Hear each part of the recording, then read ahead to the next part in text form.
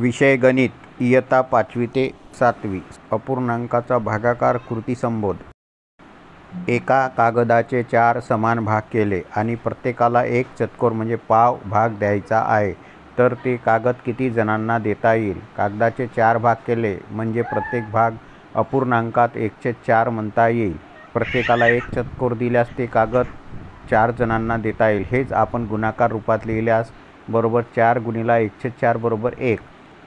4 भागापैकी 1/4 भाग प्रत्येकाला दिल्यास एकास एक तुकडा मिळतो। आता हेच भागाकार रूपात मांडणी करूया। एका कागदाचे 1/4 भाग प्रत्येकाला द्यायचे आहे, तर बरोबर 1 भागिले 1/4 बरोबर 4। अपूर्णांकाच्या भागाकाराचे रूपांतर गुणाकारात करूया। बरोबर 1 गुणिले 4/1 बरोबर 4/1 बरोबर 4। गुणाकाराचा व्यस्त भागाकार होतो। म्हणजेच एका कागदाचे 4 समान भाग 1/4 प्रत्येकाला 1 याप्रमाणे द्यायचे असेल तर ते 4 जणांना होतील। तेव्हा दोन संख्यांचा गुणाकार 1 असतो तेव्हा त्या संख्या एकमेकींच्या गुणाकार व्यस्त असतात। बाजूची आकृती बघा। बाजूच्या कागदाच्या घडीला 1/4 एकाला द्यायचे आहे, तर ते एकूण 4 समान भाग केले आणि एकूण 4 जणांना देता आले।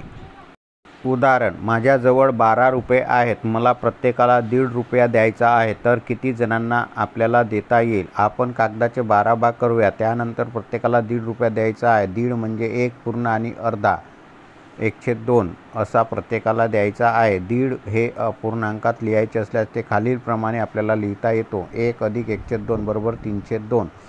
अपूर्णांकामध्ये 3/2 म्हणजे 1.5 झाले असे म्हणतात। आता भागाकार मांडणी करूया।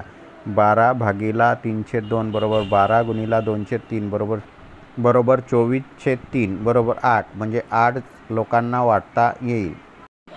अपूर्णांकावरील भागाकाराची क्रिया यामधील काही गणिते आपल्याला अभ्यासता येतील ते वरीलप्रमाणे आहेत। For next video please like and subscribe my YouTube channel.